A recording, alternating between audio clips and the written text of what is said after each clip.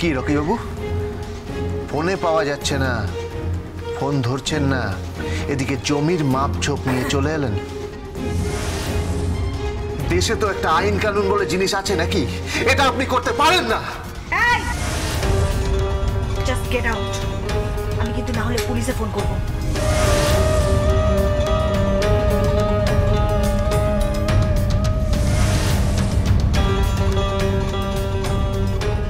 এই যে মালু, এই মালু লোকের বাড়িতে বাড়িতে কাজ করে।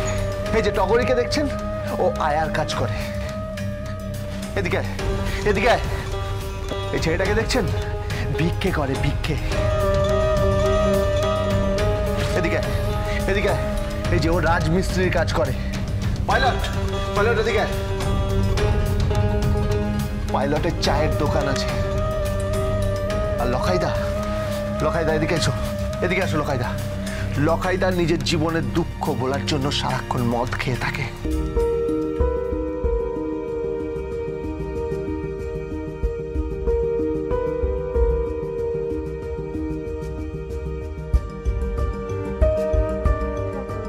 এই মানুষগুলো কোথায় যাবে? কোথায় যাবে এই মানুষগুলো? কি আছে আমাদের? ওই তো 8 ফুট বাই 8 ফুটের একটা ছোট্ট ছোট্ট খলি। ওই ছোট ছোট ঘরে কোন রকম কীটের মতো বেঁচে আছি আমরা। একটা কল, সেখানে সবাই মিলে লাইন দেই। একটা বাথরুম, তাও আবার কমন। কোনো মতে গ্রাসাচ্ছাদন করি আমরা। আর সেখানেও আপনাদের নজর পড়ল। ওই ওই বস্তিটাও আপনাদের, ওই বস্তিটাও আপনাদের কেড়ে নিতে হবে। বস্তি কেনা হয়েছে, সব ডকুমেন্টস আমার কাছে আছে, পুরো আইনি প্রক্রিয়া। তাই তোমাদের ওটা ছাড়তেই হবে।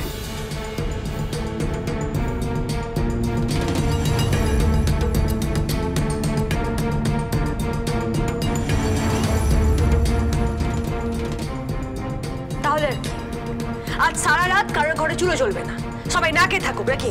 আমার বাচ্চারা এখনো পর্যন্ত কিছু খায়নি, ওরা না খেয়ে আছে। হ্যাঁ, আমার বাচ্চাও কিছু খায়নি। তাই ঠিক আছে, এই নিন টাকা। যান, একটা রাস্তার রেস্টুরেন্ট থেকে কিছু একটা কিনে নিজের বাচ্চাটাকে খাইয়ে দেবেন।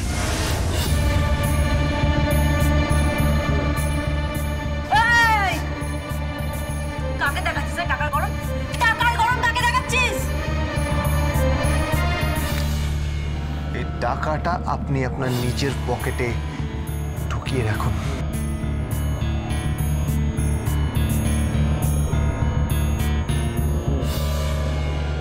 আমাদের খাওয়ার ব্যবস্থা হয়ে গেছে।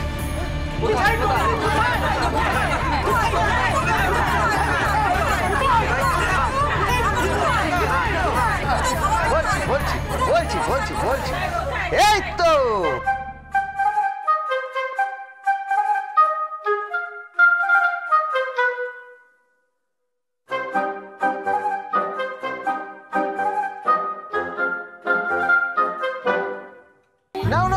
ঝাঁপিয়ে পড়ো, আরে ঝাঁপিয়ে পড়ো, খাবারগুলো খেয়ে নাও, পিয়ে পড়ো, শেষ করো এগুলো। আরে এই না ধরো, আরে যাও সবাই, না না না খেয়ে নাও, খেয়ে নাও। আরে এসব কি হচ্ছে কি? আরে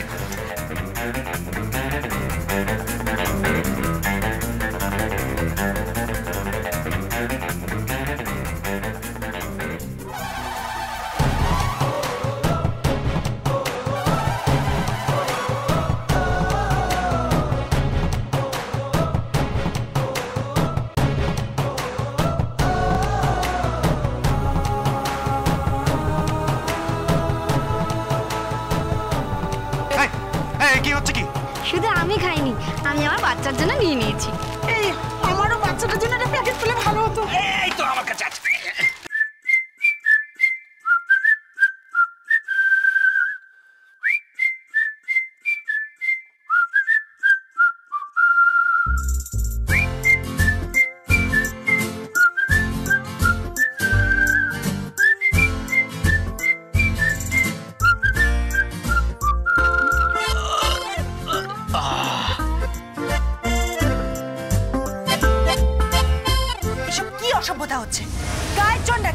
বস্তিতে নিয়ে গিয়ে এমন মার মারবো না, ঠ্যাং ভেঙে রেখে দেবো বলে দিলাম।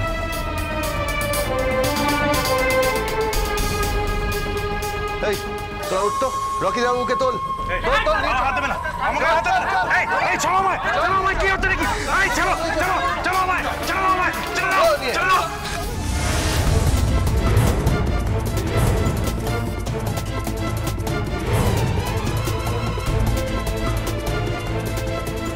রকিকে ছাড়ো। রকিকে দোষ দিচ্ছ কেন? রকি তো বস্তিটা কেনেনি।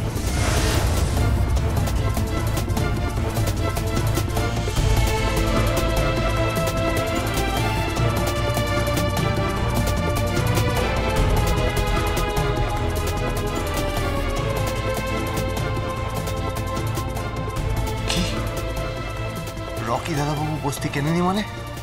কে কিনেছে তাহলে? তোমার বউ ডালি চৌধুরী।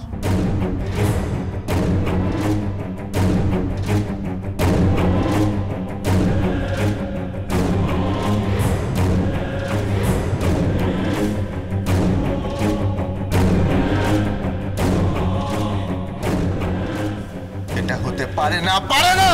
ইয়েস, এটাই ফ্যাক্ট। ওই জমিটা প্রায় 50 কোটি টাকা দিয়ে কিনেছে ডালি চৌধুরী, আর তার সাথে আছে প্রতাপ নারায়ণ চৌধুরী।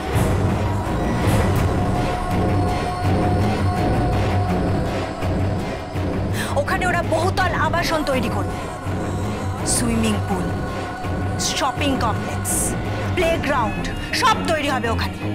একটা ঝাঁ চকচকে কেদাদুরস্ত কমপ্লেক্স হবে, আর ওটার নাম দেওয়া হবে চৌধুরী আবাসন। বুঝতে পেরেছো?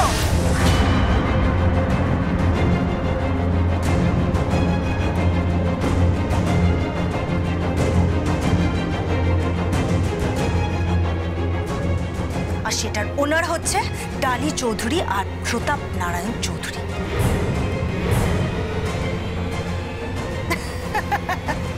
কি বাঘের ঘরে ঘোগের বাসা, তাই না? এ দেখুন, সবাই দেখুন, সর্ষের মধ্যে ভূত। এই সমস্ত কিছু প্ল্যান করেছে গোবিন্দ।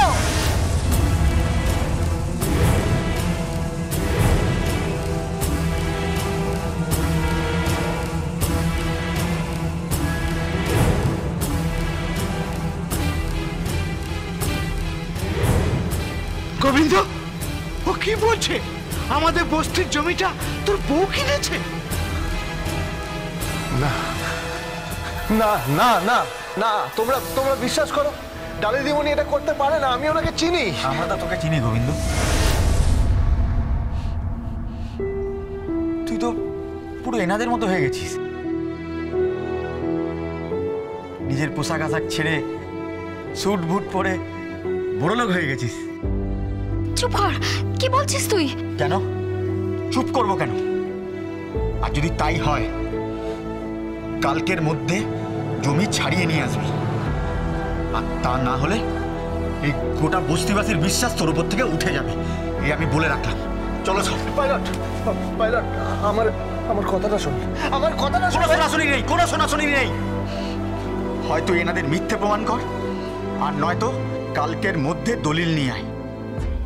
আর তা না হলে এই এতদিনে ইয়ারি দোস্তি বন্ধুত্ব সব খতম।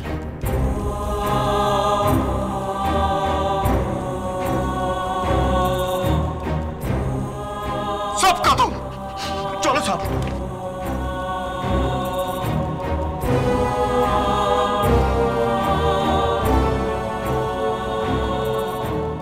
শোনো শোনো, তোমরা শোনো।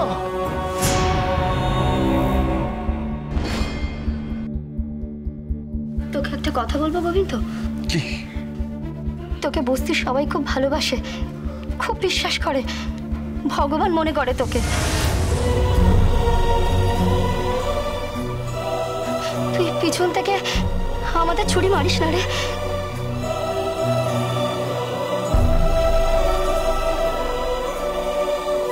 ছুরি মারিস না।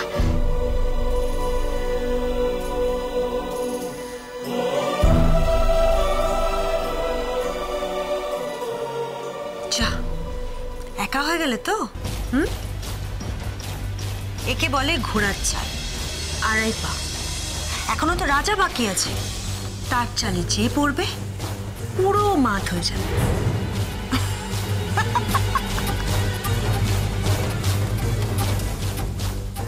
ডালি দিদিমণি, ডালি দিদিমণি!